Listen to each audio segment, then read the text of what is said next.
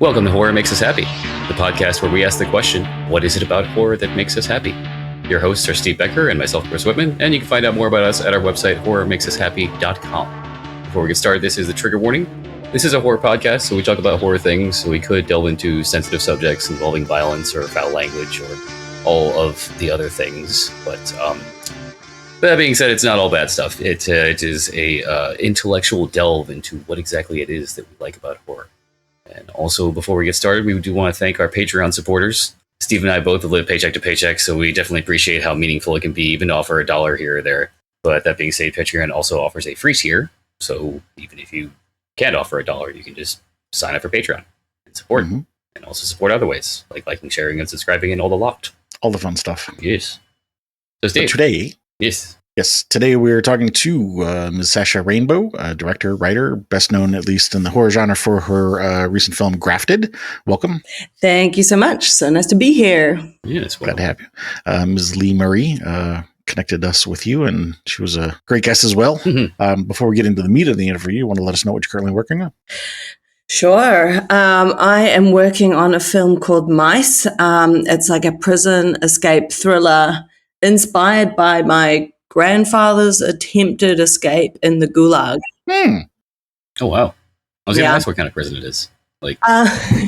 Yeah, I mean, I've said it in modern times. I thought it would be really sort of interesting to take those ideas and like give people a chance to kind of, I was thinking about like the Central Park Five and how it would be so interesting to sort of create a story where it's like, what if it went the other way? What if they were able to get out? Like, look at the prison industrial complex now and like the crumbling prisons and try and think about it from the sort of like tunnel of actually freedom and escape and just how much fun you can have in the dark. And how much tension and just real human kind of spirit of fear and also sort of empowerment. So, yeah. Cool.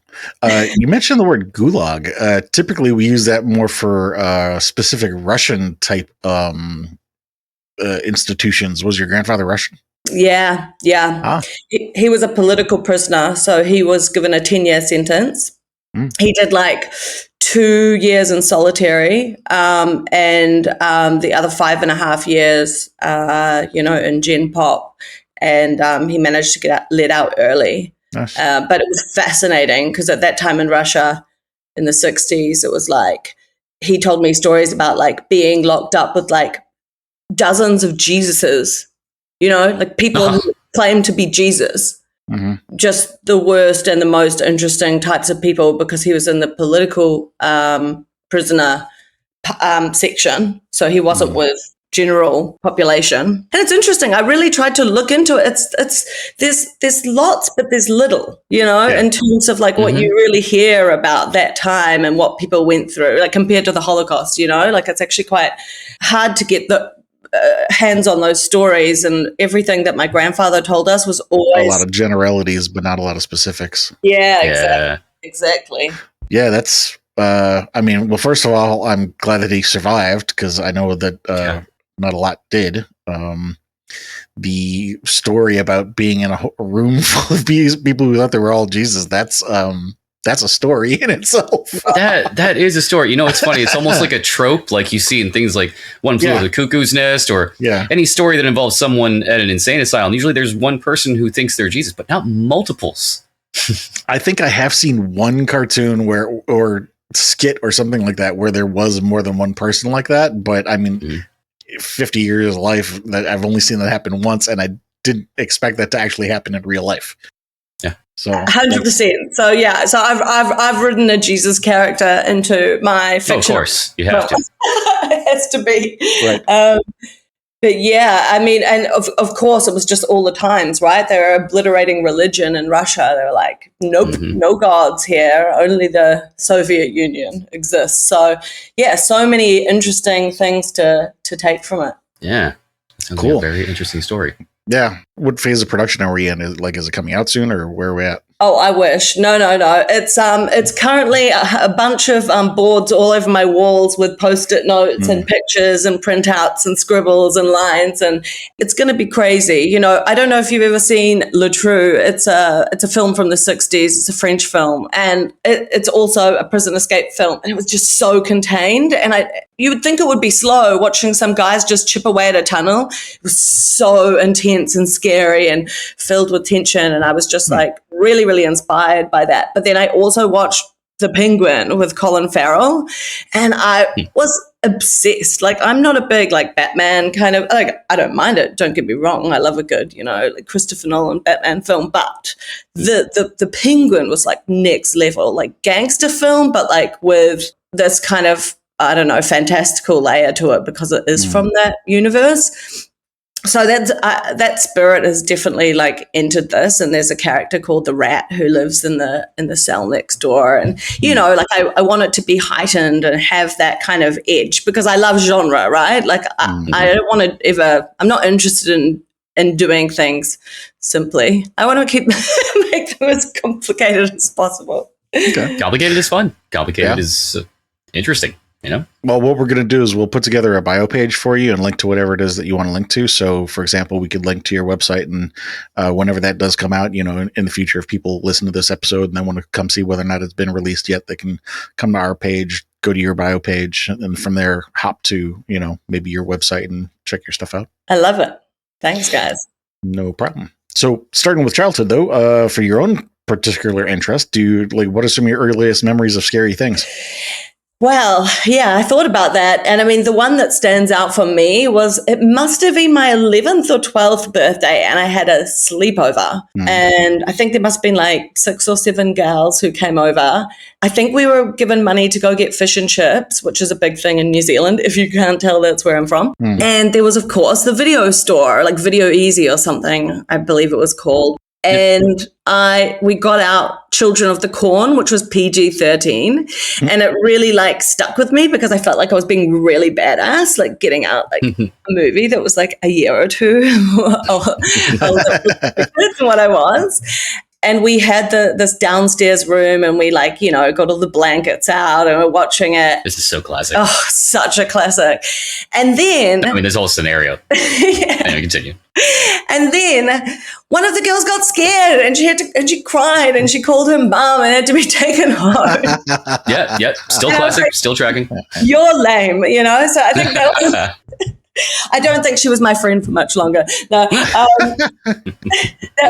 that must be like my earliest memory. But then I was thinking about my really favorite film of all time, because I got asked this a long time ago, and it came to me, and I didn't even realize it was that. And then I was like, oh, yes, my subconscious knows this before my conscious mind.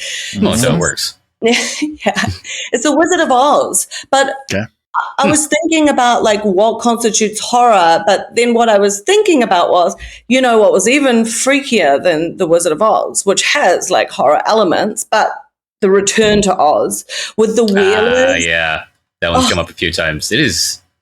Yeah, there are a few just really creepy elements to that movie. The electroshock therapy. The Wheelers, like I'll still never forget that. The heads in the cabinets, like, oh wow! I think that kind of haunted me. I think that came into my dreams.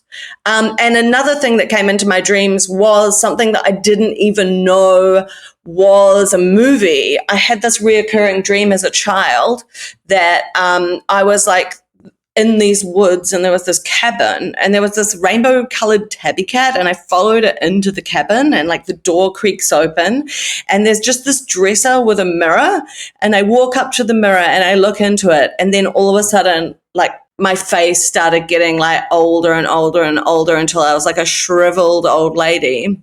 And I'd wake up totally freaked out. And then years later, my friend was like, I was living in London, and he had this scheme going where he had someone that rented out these giant like buildings that were going to be demolished. And so he'd pay really cheap rent. And he was staying in this old like girls' school. Like can you imagine an abandoned like old like girls, you know, school from like the 50s or 60s, like immediately. Cool place to live, a lot of rooms. A lot of room. Super creepy when you need to go to the bathroom and you like go out and it's a big hall. It's all the way down that hall that's totally not haunted. Have fun. Right. Yeah, exactly. And it's not a normal bathroom. It's like the girls' bathroom that's got, the 3 or 4 the stalls. Thank you. Guys, I think we just came up with the next horror film. Yeah. He was a film buff, and he put up this film on a giant projector in this classroom that he lived in, and they subsequently fell asleep. And then it was Tarkovsky's The Mirror, and all of a sudden that film started playing, and that scene from my reoccurring nightmare as a child came up, and I freaked the fuck out because they were asleep. I was in this creepy ass place, and I was like, oh my God, when did I watch this as a child? It was so inappropriate. Did you maybe watch that as a child? Like maybe like walk in on somebody watching it, like glean a scene or something? Because that's uncanny. I must have. Yeah. Maybe it was on TV or something like that. Yeah. Russian filmmaker, Russian family, probably somewhere along the lines. Yeah, that's possible. Maybe you're staying at your grandfather's and he saw it was on. He was like, Tchaikovsky. I'll sit and watch that. This looks fun. Yeah. Yes. Feels like going home. Let's see. So Children of the Corn, what were your favorite parts about that movie? Yeah, I think that, to be honest, the idea of these outsiders like coming into a place where the world is so different from what they know, and they're bringing their kind of like their attitudes and their expectations into this environment, and this sort of like who's the hunted and who's the huntee, I think. And I don't know. What's his name? Isaiah is a... Yeah, I was just trying to think of it. It's something... really cool, creepy. Mm-hmm. He was a little over the top for me. He was like very angry all the time. What was his name? Jeremiah? It was something like Jeremiah, but I think it was Ezekiel or something. Yeah, like Ezekiah or something like that. Yeah, Ezekiah. Yeah, I think. But I mean, I haven't watched it in a very long time, so it only exists in my memory of like having watched it. I don't know if I watched it again in my life, to be honest. Okay. The one I can tell you had the biggest impact, though, which I think you guys might find interesting, is why I stopped watching horror films. Okay. Which I was like, oh, do I say? And then I'm like, well, gotta have an interesting spin on it. I must have been about 15 at this time, I reckon. Okay. And The Ring came out. Went to the theater, watched it, thought it was the coolest thing I ever seen. And I remember going back to that like video store with my friend and getting out the original, the Japanese version. Okay. On VHS? Yeah. Nice. And we were at her house. You're going to recreate the experience. Totally. I mean, I don't know if there was any other option at that point. I think it was still VHS. Right. Yeah. Okay. And I still remember her house was like a very old-fashioned kind of house. Like her mum was kind of like a 1950s mum, even though she wasn't born in the 50s, just maybe a little bit later. But this kind of like pink and brown kind of room, and we were sitting on the floor on pillows in front of the TV and watching the Japanese version. And coolest thing ever, right? I'm just like, oh my God, this is my thing. I love it. So I decided to go back to the cinema and watch the American version, which incidentally, years later, the producer Neil Edelstein ended up getting in touch with me after he'd seen something that I'd made and being like, I love your work. We should work together. And, I flipped out. You're like, yes. Right.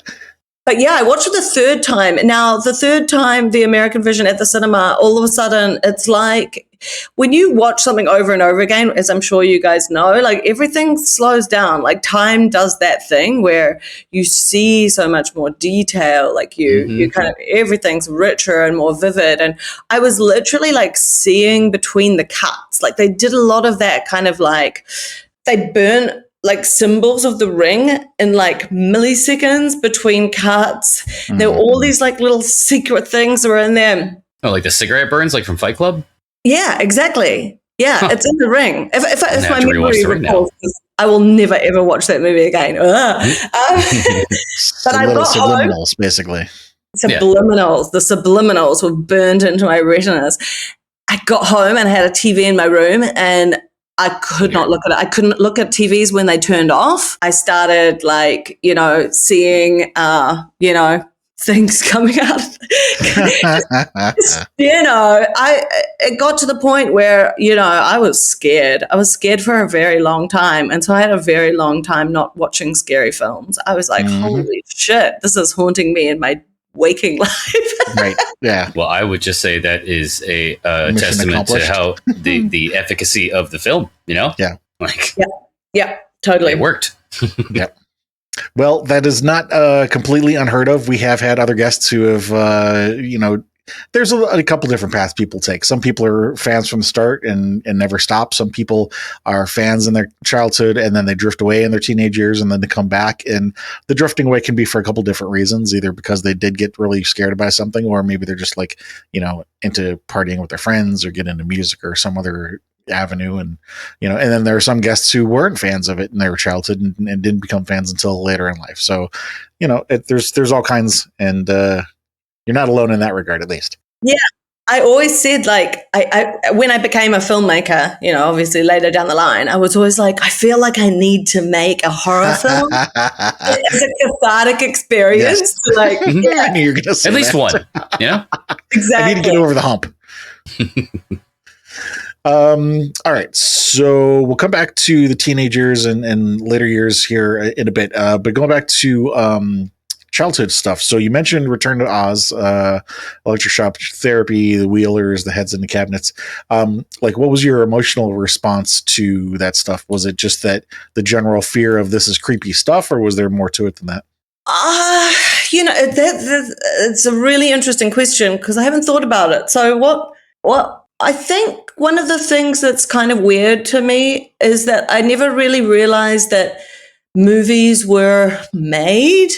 It took me leaving New Zealand in a strange way. I don't think I got it until I left New Zealand when I was about 19 years old, that there was a whole industry and people had these roles and they put them together. So in a weird way, I didn't know how they existed. And I think when I think about something like Return to Oz, it was probably the sheer sort of wildness of the ideas that were there in the first place. Where did that even come from? Mm-hmm. I think that kind of blew my mind. And I mean, it's not too different than the kind of our old fairy tales, right? Some of them, my husband and I were actually talking about that. My God, children's poems and nursery rhymes and stuff were so creepy back in the day.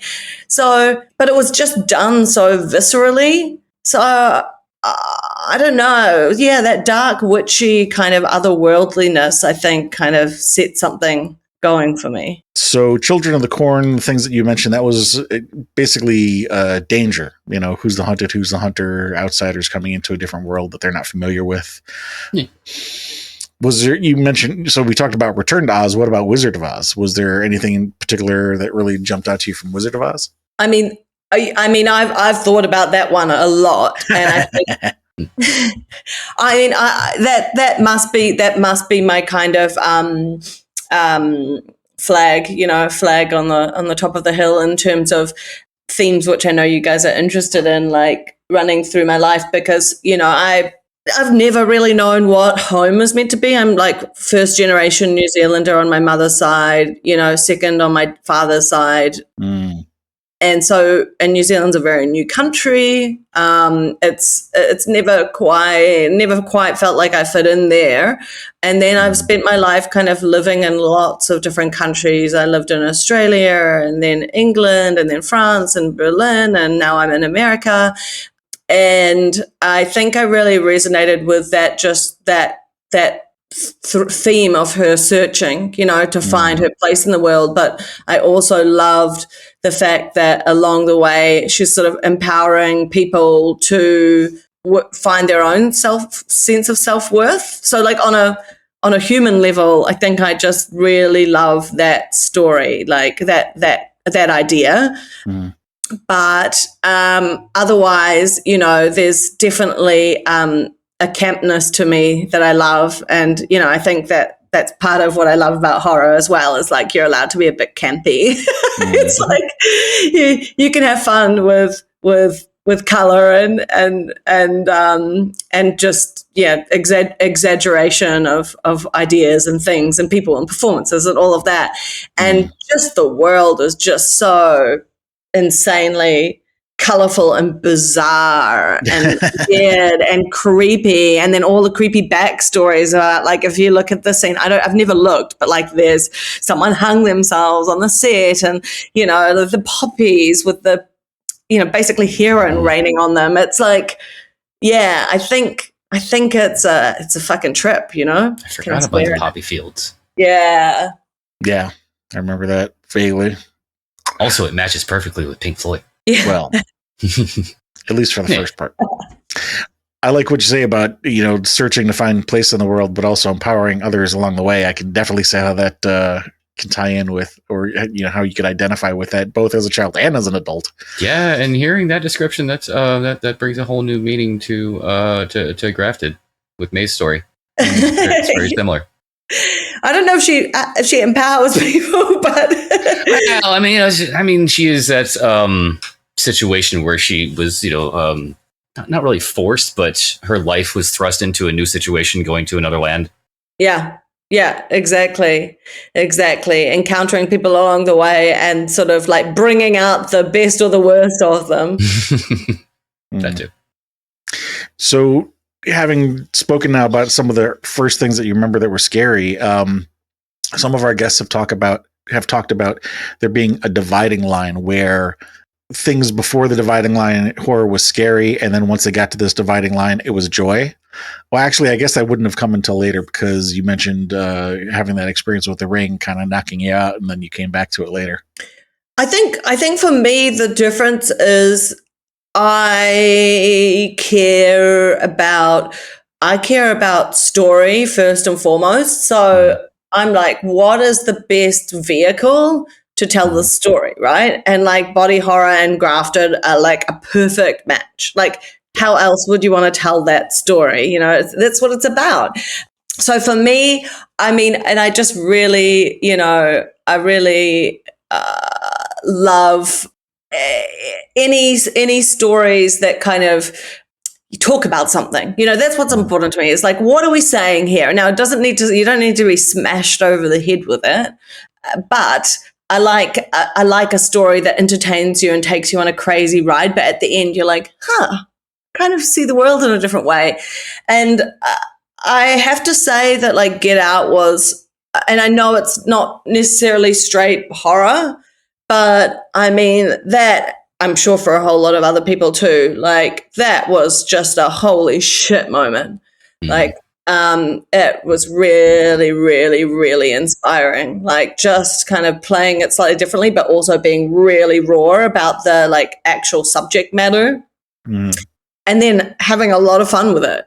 So I think that was the moment where I was like, okay. And then I've always loved, and I never got away from South Korean horror and sort of horror thrillers, the South Korean sort of madness, like Memories of Murder, Mother, like well before Parasite came out. I loved those kind of films because, again, I mean, they're so rich and alive and frightening and creepy and weird. And yeah. I've not seen a lot of South Korean horror.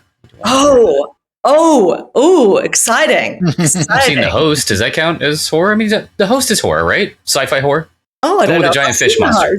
No? Have you seen? Go ahead. Oh, no, tell me. And it's a giant fish monster that attacks people out of the bay. I believe it happened as a result of people dumping formaldehyde into the bay. So it became and then attacks people. Well, I have not seen that one. That is going to go on my list.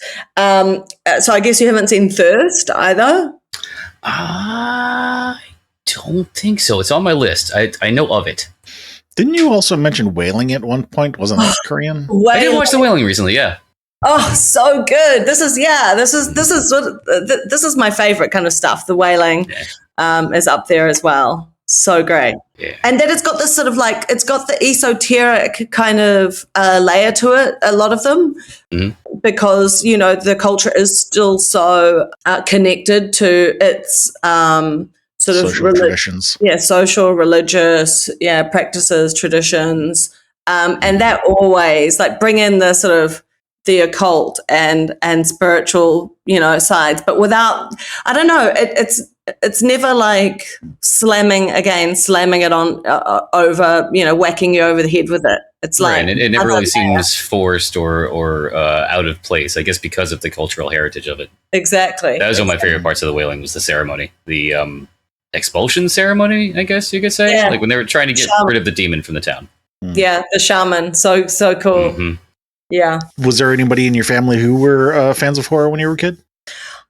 I don't think so. No. I mean, I was like, my mum's a librarian, so it was a very book kind of heavy childhood. And I was the kid that was allowed like my 1 hour of TV, you know, after school, which was normally The Simpsons, to be honest. It's a good choice. Yeah, I think so.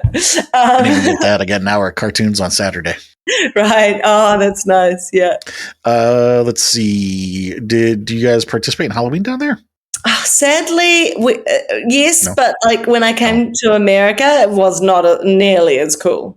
Really? That's actually the opposite of what I would have thought you were going to say, because most of the people that we talk to say that their experience of Halloween overseas is not what it is in the U.S. Really? Yeah. You mean so what was your experience? They're saying it's better overseas. No, they're saying it's more tame overseas. Oh, yes, that's what I was saying. Sorry. Oh, okay. Oh. No, mine was the lame version. How so? Well, I mean, it was just like, you know, I remember being in LA for the first time when Halloween was happening and looking at these kids' outfits, and I was like, oh my God, their parents like they either hired a production designer or like. Well, being in LA is probably a little different. I mean, yeah, it is LA. Yeah. How did you make this so realistic and imaginative and amazing, and just the whole, you know, people decorating their houses and everything like that. In New Zealand, yes, you still have kids' parties and things like that, but it's definitely not, nearly as, it's just not even comparable. But I was in Mexico for Halloween last year, and that was amazing. Like, talk about like what we were saying with South Korean films and how there's that such a historical traditional element. With Dia de los Muertos, there's skulls everywhere. It's such a cool aesthetic. Love it. Yes, and just we were in Oaxaca. I was with my father, and he'd never been to Mexico. And oh my God, I mean, literally, you know, the spirit carried them. Like, we would see the same people at night at like 6 p.m. still awake at like 7 a.m. in the morning, like blind drunk, dressed like some crazy, you know, like devil horns, but like really well done, like really creepy. Like you could have put them straight into a film, you know, with bleeding horns on the top of the head and stuff, and like with whips, and rowdy as hell. It was so cool, and the smoke bombs, and just they were really feeling it. Like they were letting loose. It was a cathartic, you know, spiritual, energetic exercise, as opposed to just dressing up and eating candy. So there was like another level that I didn't see here. So I don't know if I'll ever be able to top Halloween anywhere else after that. Right. Yeah. So we're going to ask a pair of questions here. We're going to start with a negative, and so we can end on a positive. The negative one being, do you remember the first person you hurt? Ooh. Well, I mean, I can't really say whether I hurt them, but I'm pretty sure I did. That, you know, oh gosh, let's see if I should. Well, my parents won't listen to this, but when my parents broke up, my understanding now is that they'd kind of agreed to tell me. I was 9, but together. But I think my dad was really sort of scared of looking bad, so he wanted to control the narrative. So he took me on a drive and he told me basically that my mum was throwing him out of the house. And then I came back and screamed at my mother, for kicking my dad out, of course, not knowing the full picture, which is that I'm sure he deserved it. So that, when I think even about more that, so for now having done that. I know, exactly. So I think that was, I can't imagine now when I'm like the age I'm older, the age she would have been with 3 kids and having her oldest be like, fuck you, I hate you, and I was like, oh, so that was probably quite a horrible thing, but we've talked about it and it's okay. Yeah, I'm sure she understands. I assume you were teenage at the time? No, I was 9. She was 9. Oh, you said you were 9, that's right. Yeah. 9's old enough to have an opinion. My parents split up when I was 4, I think, and my sister is... Well, having a misinformed opinion, too, because of what happened. Well, there was that layer of it as well. But I'm sure she understood that part of it, too, being that she was an adult, and she obviously, at this point, knew your father because she'd married him, had kids, and was now leaving him. So she knew him pretty well, I guess, at that point. Flipping that last question around to have a positive, do you remember the first person you helped? So when I was living in Paris, I lived in St. Paul, and I was in a gorgeous little ancient, very old apartment, studio. It was 14 square meters and had a mezzanine bed that was really high up and had no gating to it or whatever. So I did fall off it a couple of times, but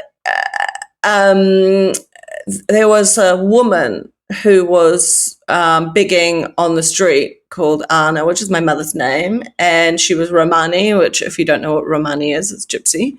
And yes. She had 2 kids, and I just got talking to her, and I have Romani heritage, so I was kind of fascinated from that point of view, but I was also I got to know she could speak 5 languages. I mean, her 2 little kids, they were adorable. And basically I would just bring them up and, cook them scrambled eggs or whatever and just have them over.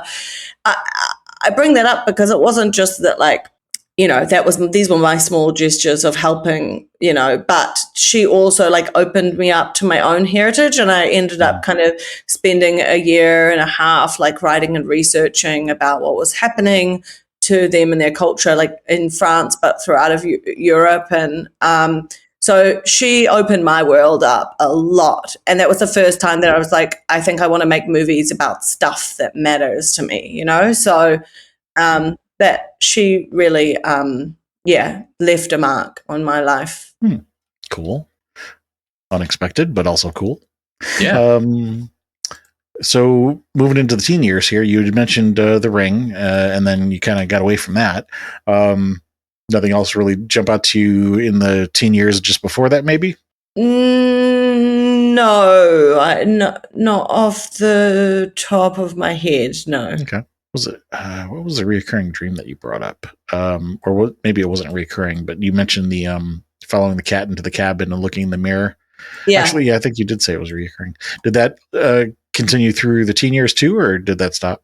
I'm pretty sure it reoccurred until I watched the film on the big screen. And that was in your adult years by then. Okay. Yeah. And I think that during that period, I was getting really into David Lynch, Jodorowsky, that was my time. I was getting into Black Cat, White Cat, just basically watching everything. That was my unbridled obsession with all kinds of film at that point. I still remember it, my late teens, just watching every kind of weird movie. And to be honest with you now, some of those sort of more abstract ones, I'll be my mum said it's okay to admit they're boring. And it's some of them I'm oh God, how did I do that? I recently watched The Color of Pomegranates, and I mean, film buffs will probably be oh, I can't believe you should say that. It was so beautiful, but I was it's very long, it's not much is actually happening. I mean, there are 2 mindsets to go into a movie with. There's the artistic mindset where you look for every little nook and cranny and metaphor, and then there's just I just want something fun. Totally. And I think that these days I what I strive for is to make it fun and interesting at the same time. That's my favorite kind of a film, Oh, yeah. Was there anything that terrified you in your real life as a teen? I was just in a really crazy phase in my late teens where, so my stepfather, my dad's partner, was dying of cancer, and the world, there was lots of intense things going on in my personal life. But I was like, I did two things on this mission to be super happy. So I had this rule where I was like, if you think one bad thought, you have to think two good thoughts to follow it up. So kind of reprogramming myself to kind of, like you just said, put a positive spin on a negative. And secondly, I had this thing where I was like, I don't know if it was my social anxiety, but I told myself, I want to do this thing where I need to put other people at ease. So I'll play the clown. And so I was doing this thing at uni where I would if I would walk past a group of people or past a class or something like that, I'd purposely trip up and fall over. And I kind of thought that if I could do something ridiculous like that, then everyone else would feel comfortable and then we could all just enter a space together. So it was, I don't know if there was a period of being scared. It was more like a kind of very weird, brave period.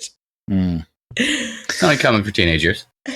No. Also potentially related, if you want to go to the psychological route, potentially related to the, divorce dynamic. There's, what's the word I'm looking for? I want to say class clown, but that's not the right word I'm looking for. Just the family dynamics of when mom and dad are fighting, often a kid can want to interject to be a peacemaker, and there's a number of different ways that they can do that. They could either be the class clown, the teacher's pet. They can themselves choose to cause more trouble than is being already made in the family, so that the attention then gets focused on them. The black sheep. There's a bunch of different ways that can play out. Yeah. So I was definitely the one that tried to bring everyone together, as the eldest. I was definitely and I think if I'm going to psychoanalyze myself now, I think that I was actually socially uncomfortable. So I was like, what can I do to make what's the worst thing I can possibly do to get that out of the way? And then rip off the Band-Aid, so to speak. Yeah, exactly. I should probably start doing it again now. Why? Why? What do you think? Do you think you need to? I don't know. I think it's empowering, you can get really caught up and worrying about what people think about you. And it's maybe just just do something really stupid and then move on. Yeah, I could see how I didn't expect the conversation to go in that direction, but I could definitely see how that could be empowering to be the one that, chooses to do the thing that makes other people laugh. And yeah. I mean, if you're talking about Way and Grafted, I mean, imagine if she'd just gone, fuck it. How about instead of being so obsessed with whether people approve and like me, I just go for it and just be the weird one. I think that life would have turned out much differently. I think she'd be a lot happier. I agree.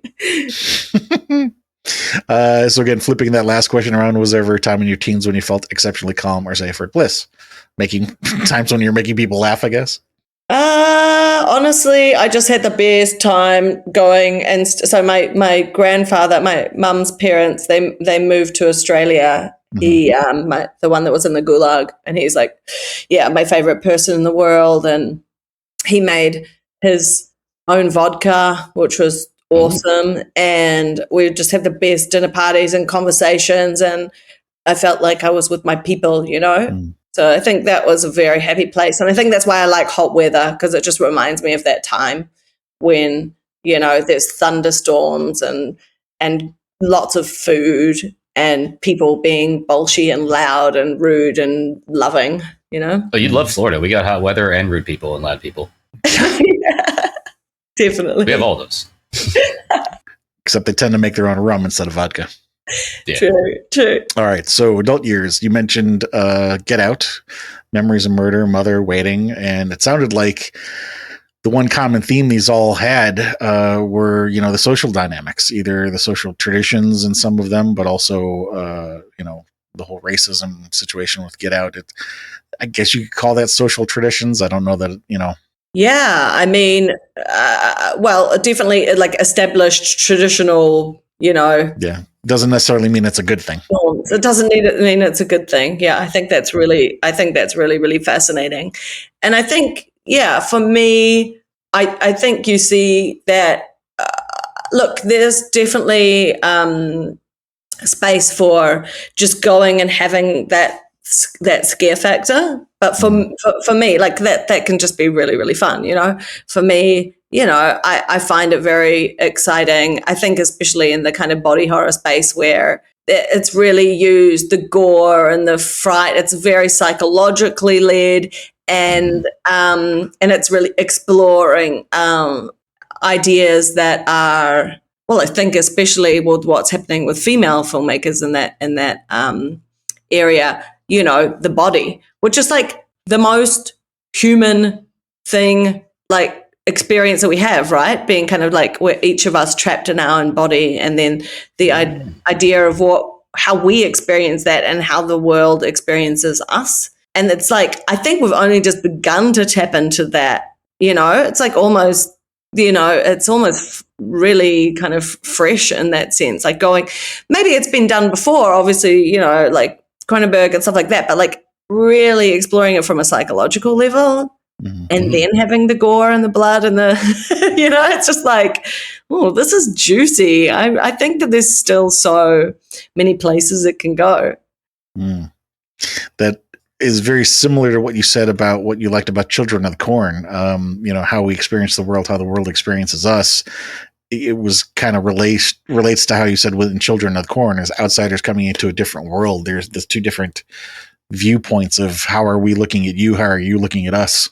Yeah. And I definitely personally, I just like cracked a code for myself because I get stage fright. Like, literally when my film Carmelie was like going around doing all the rounds of like screeners and festivals and stuff, I had to go on the BBC breakfast show, which is like live, and it's like 6 a.m. in the morning, and it's like, oh my God. Wow. I blank out. So I blank out, I see red, then I see black, and then like talk somehow. Like, I don't know what I say, what comes out of my mouth, and then afterwards people go, oh, wow, you did really well. It's like one of those classic I blacked out, what did I say moments. It was happening constantly to me, like just this real fear of like screwing up and sounding stupid and all of these things. And then recently I stumbled across some TED talk of this amazing Scottish woman who's like a life coach. And she said this one thing that's like really helped me since I've ever watched it, which was, I'm not the center of attention. You're the center of my attention. So I like that. Yeah, that's like just reminding myself that it's like changes everything. So I think that, I think I am really kind of like intrigued by this kind of, I used to misquote Jean-Paul Sartre saying like, I used to say like, hell is in the eyes of others. And I think it's just hell as other people. But I always thought it was like from a Jewish perspective, because as a Jew, these kind of conversations come up, of course. But it's like, well, what makes you a Jew? Well, in fact, many Jews in the Second World War were like, we don't even practice Judaism. We're just like, hanging out, having a good time here. Like, we don't care about Judaism at all. And it was like, no.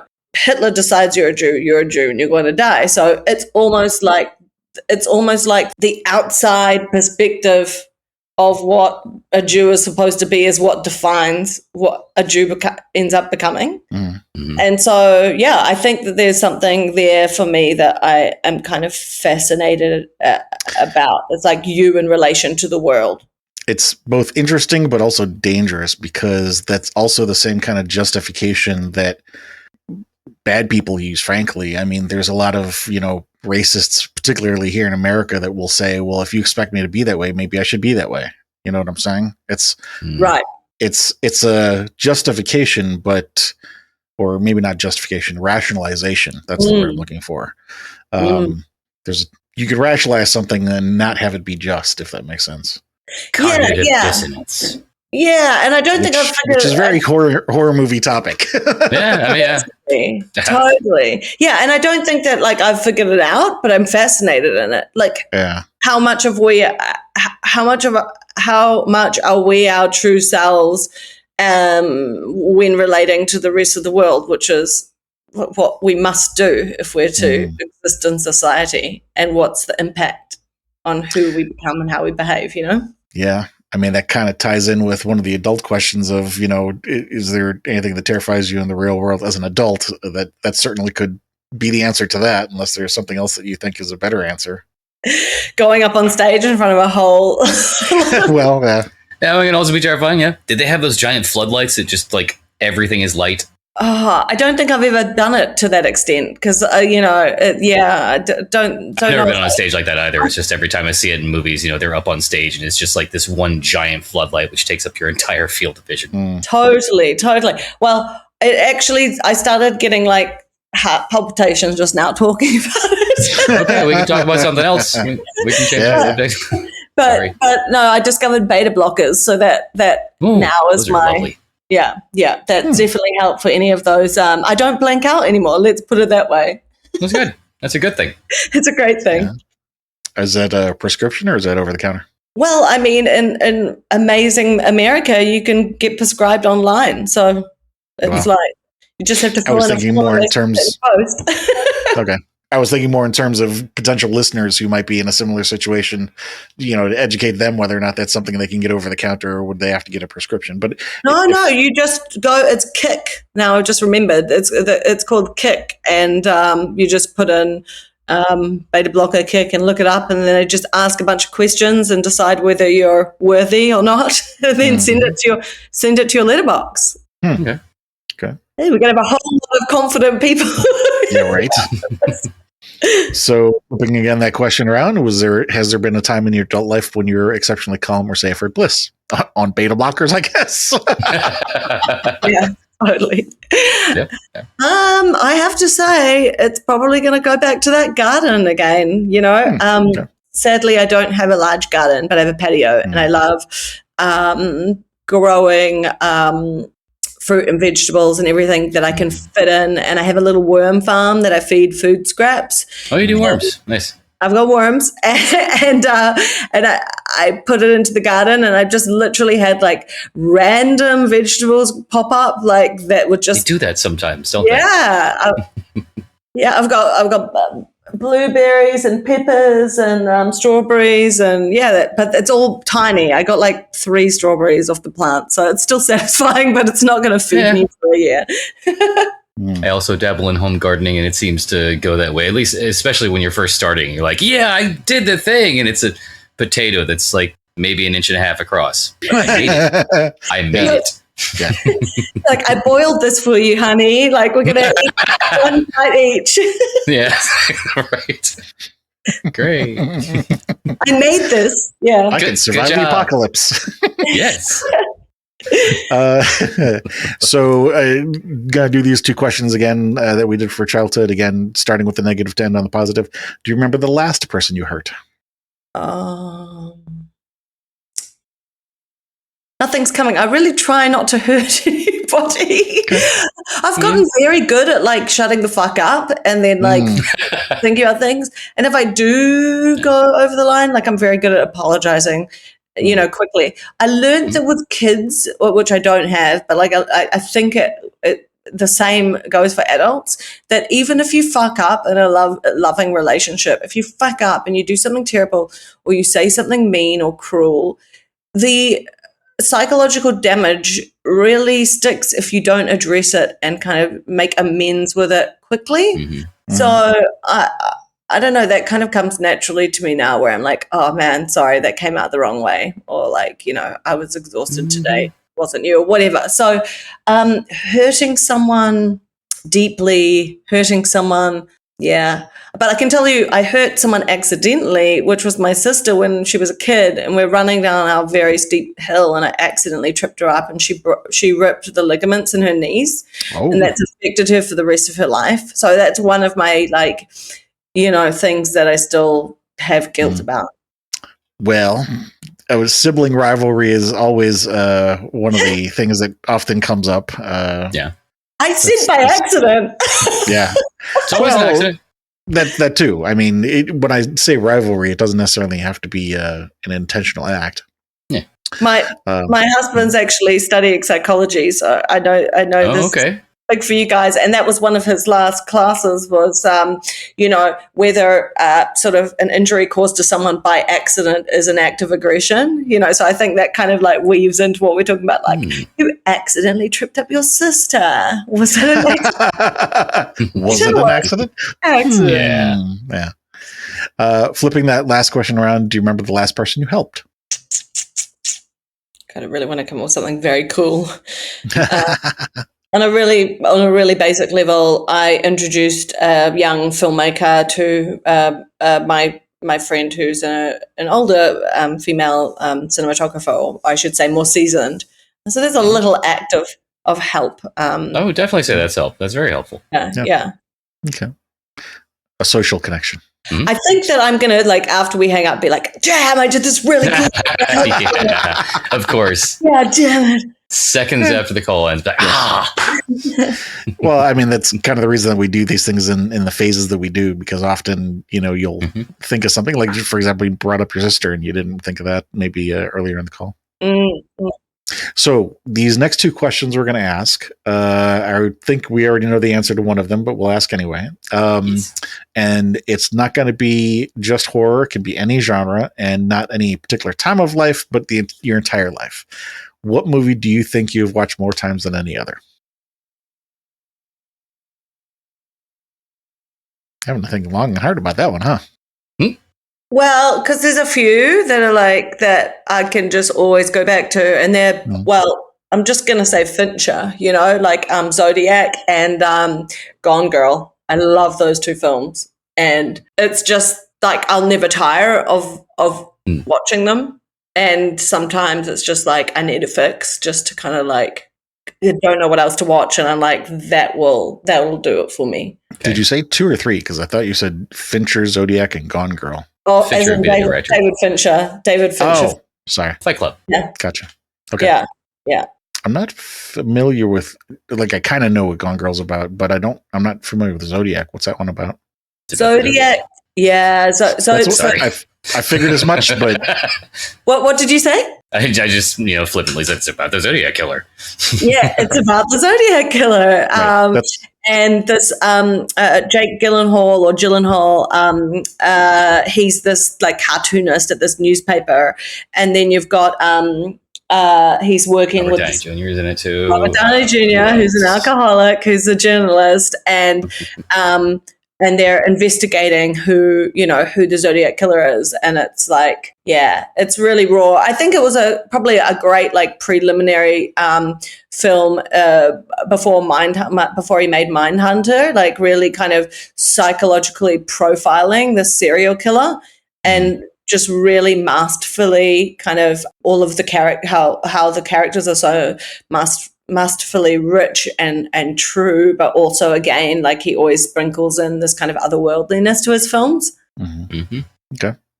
What about Gone Girl? What'd you like about it?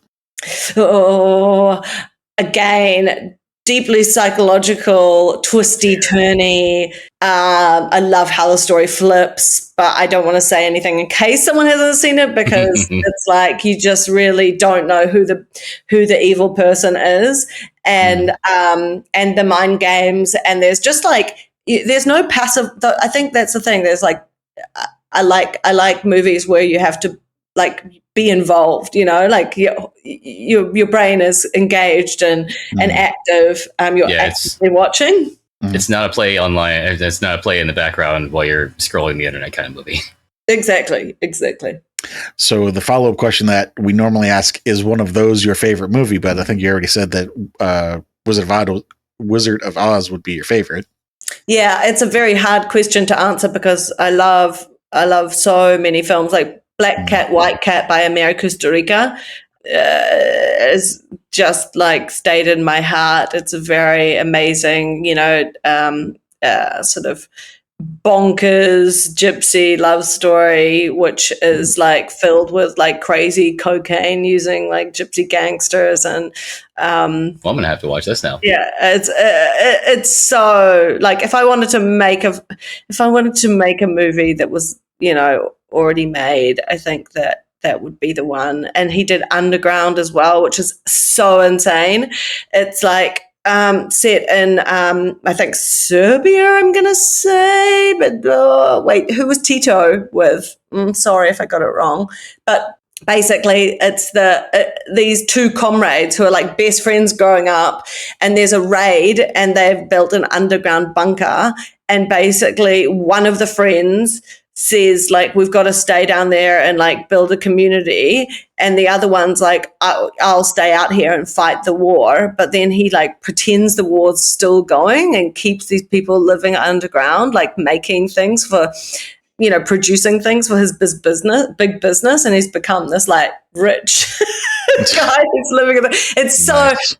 American Costa Rica films are like wild, so yeah, they're kind of up there in my favorites as well. That last one you mentioned, that's interesting because it doesn't really tie in with some of the themes that I've been seeing cropping up at the call.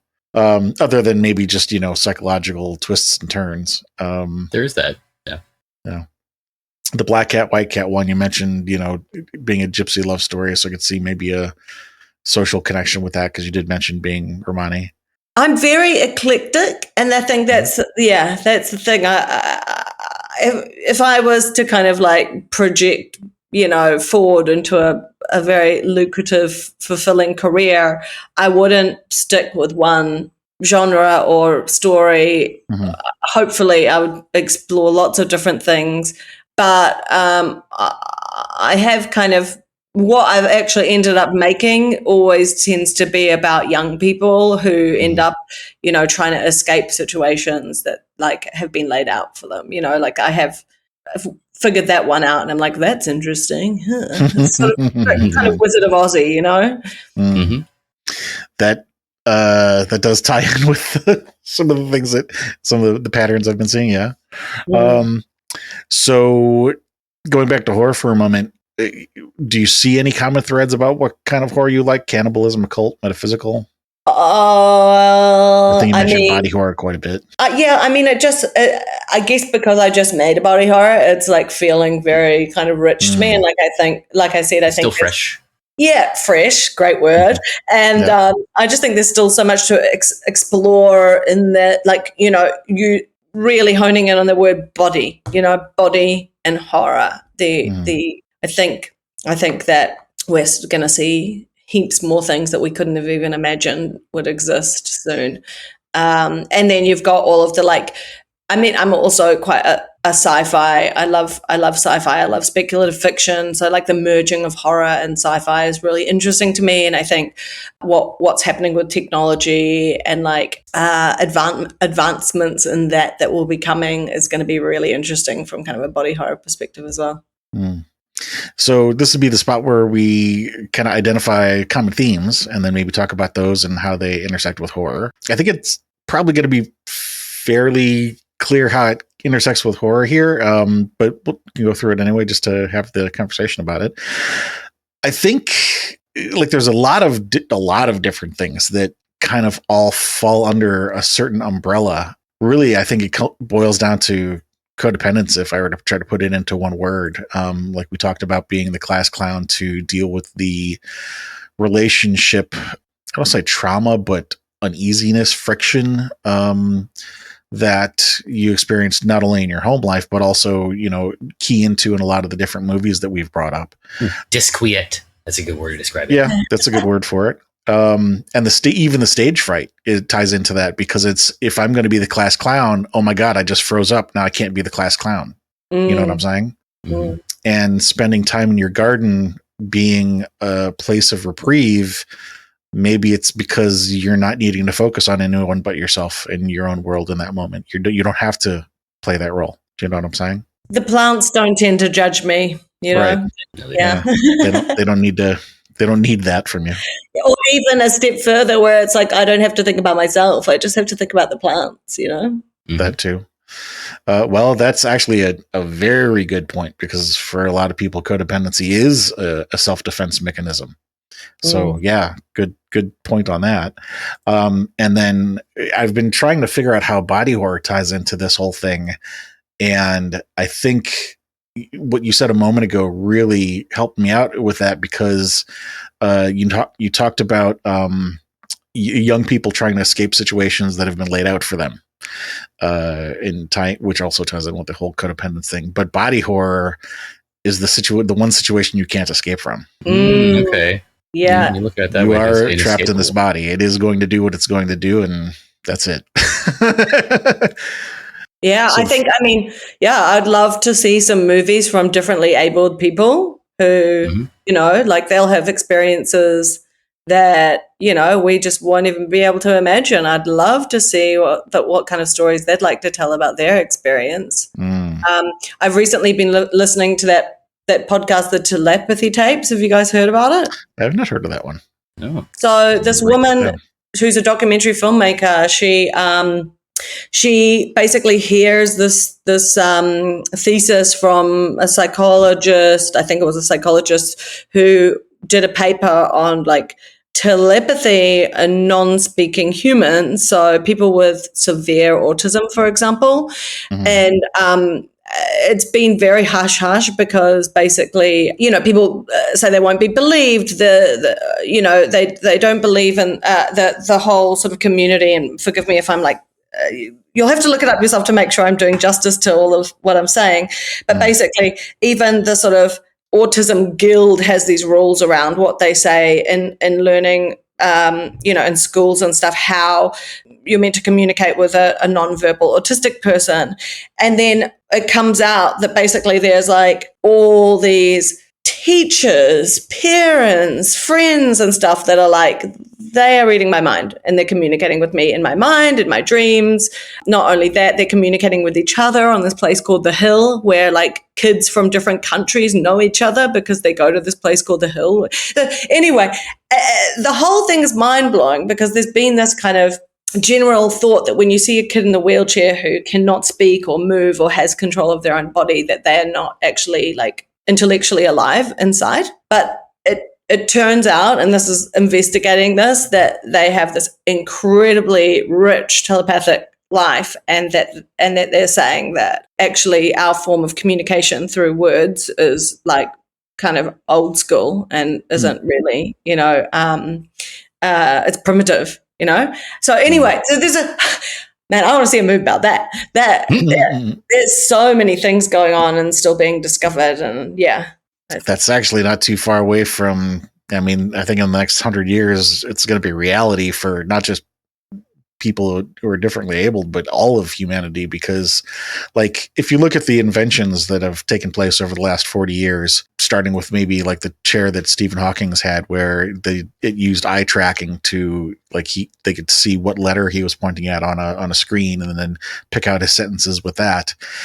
And then there are things like heads up displays, and there's also, you know, wireless, you know, Wi-Fi, and there are now also things where they're trying to tap into the optical nerve in people's brains.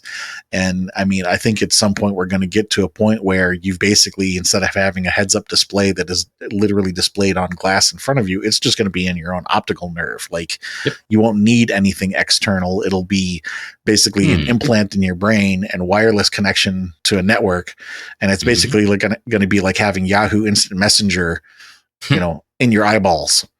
You know, there are downsides to it, but yeah, I never thought about that. I always thought of it as like a they're going to have advertisements everywhere. I mean, I couldn't think of anything worse, like blinking and like, you know, like at McDonald's. You can't even blink. Yeah. Well, yeah, or if you blink, like that's when it's always on whenever you shut your eye. Right. Yeah.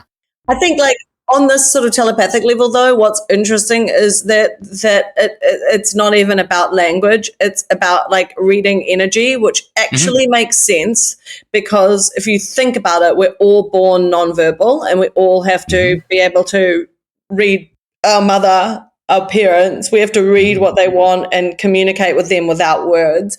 And so I think that we're all kind of born with it. And then, we conform to, the cultures of our society and learn language. And then most of us, that skill dissipates. And then some of us who are like psychic and stuff like that, they just happen to have like retained what we already kind of had. That's the thing. You've got to listen to it. It's pretty fascinating because it's also about like dead people, unconscious people coming and like visiting people in real form. And it's insane. So yeah, I think there's like a lot to still discover when it comes to like talking about the body, and especially, hey, throw a bit of body horror angle into that. I think we can, get some really interesting stories. Yeah. So the follow-up question here is, why is this all important to you? Everything? Why is everything important to me? Well, everything that we've talked about here, the summary of, Well, I mean, I just sort of realized I like my cousin, my cousin who's from my grandfather's side. She said to me, "It's kind of ridiculous, but it feels like, growing older is just like an attempt to find out who you really are." And, it sort of relates to what we're born with and what we lose and what we gain. And I think for me, part of my journey at this point has been like realizing I've always been a storyteller.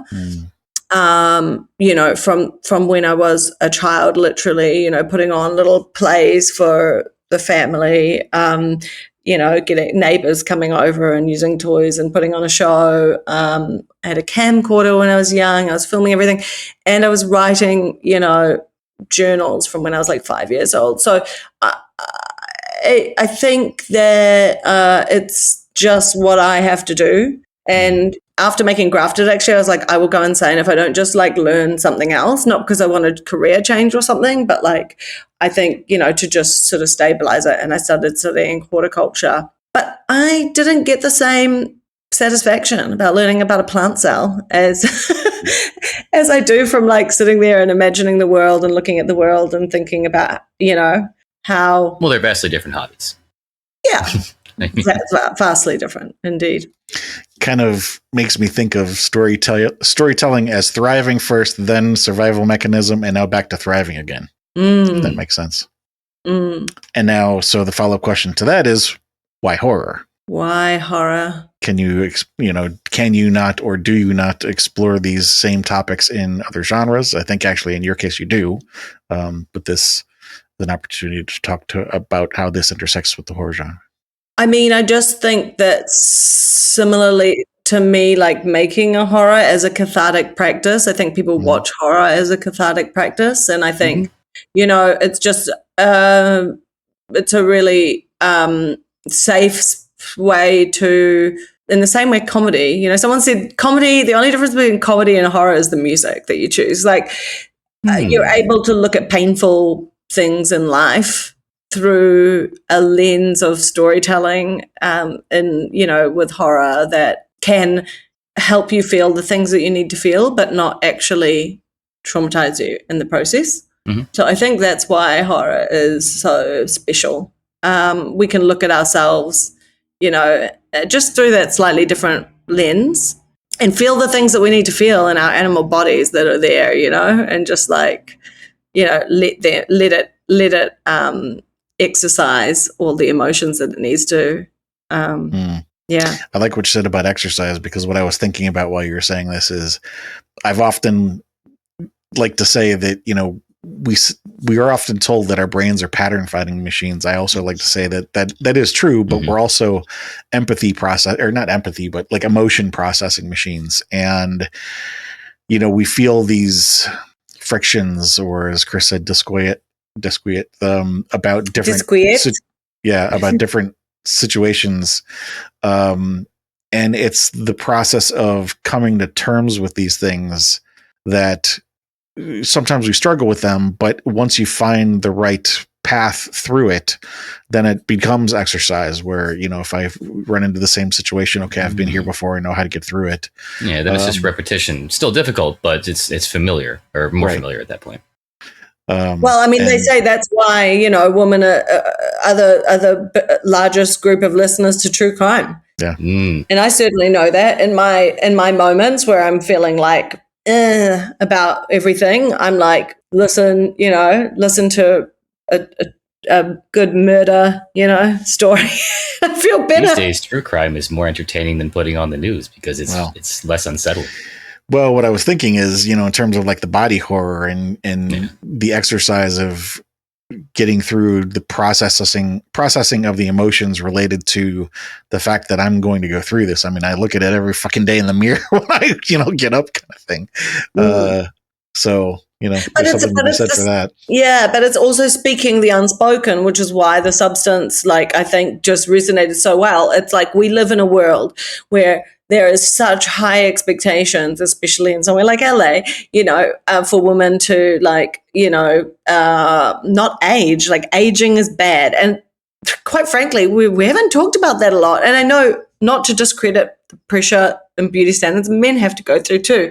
But, I think that's why it resonated so much. Like, fuck, we're all feeling it. And it's like, it's giving us a chance to put it out there and experience it. And we all go, okay, we're not alone. We all see this. It exists. It's same with Get Out, obviously, was another good example of yep. Okay. Nobody wanted to say anything. So it can also be a very powerful way to through this sort of specific genre lens, bring things out into the open that are still kind of taboo, Yeah. Both at the personal level and the social level, because I mean, like you just said about the aging thing, that yes, there's a social element to that, but even without the social element, there's also the personal element too. So you can choose to touch on both or just one or the other. It's a large topic that you can do both. Exactly. Yeah. Cool. Well, I think we got a pretty good summary for what's important to you and why horror. Do you think that there's anything else important? I mean, well, you kind of did touch on something there at the end, but normally the last question we like to ask is if there's anything else that you think is relevant that you didn't get a chance to say, or maybe the conversation, you thought of something earlier and then the conversation took a left turn, you didn't get to say it. Gosh, so I mean, this has been absolutely great. I guess.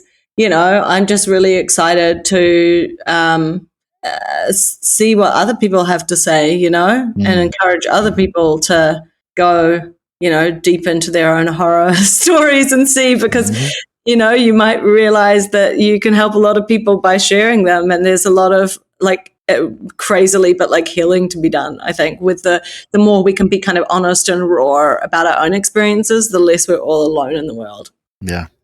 That is one of the three. Yeah, that's one of the three reasons we're doing this. I mean, the first obvious, we like to refer to them as short-term, medium-term, and long-term goals. The short-term goal, obviously, is anybody who's a fan of yours can come here. You share something maybe you haven't shared somewhere else. The medium-term goal is talking. We don't shy away from difficult topics. So if they come up, maybe it's an opportunity that a guest or a listener will get to hear us share or talk about something in a healthy, respectful manner that they haven't heard before. And then the long-term goal is, as you say, not everybody falls into the same bucket. So, if we talk to enough people, can we start gathering interesting data on how many buckets are there, who fall, how many, what's most common, what's least common? Can we give some information back to the rest of the world on that? And as a matter of fact, we just recently celebrated our 5th anniversary, and I am starting to go back through and listen to all of our episodes and start tallying up some of those numbers, and maybe write a book soon on what we've seen so far on that. Wow, that's so cool. Congratulations, guys. Okay. It's half a decade. I know, yeah, right? No shit. It both simultaneously seems like longer, yes, and yet not as long. Yes, agree. Well, before we hit the closing here, do you want to again let people know what you're currently working on? Yeah, sure. So, I just guess I'll say if you want to see Grafted, it is out on Shudder. So please check it out and let me know what you think. And then, I'm drafts away from my final draft of Mice, which is my prison thriller escape film that we talked about. And I'm working on a couple of books, so that's going to be interesting. This is me going back to the pen and paper where I started, so that feels very liberating. So keep your eye out. Cool. And as we said, we'll get together with you offline. We'll put together a bio page for you. Anybody listening, if you want to come see what she's currently working on, just come to horrormakesushappy.com, go to the episodes page, and then look for her on there. Click on that link, and that'll take you to her bio and any links that we link to. So thank you again for your time. Thank you to anybody out there listening. Please do come visit us at horrormakesushappy.com, or if you can't help support in any other way, tell a friend.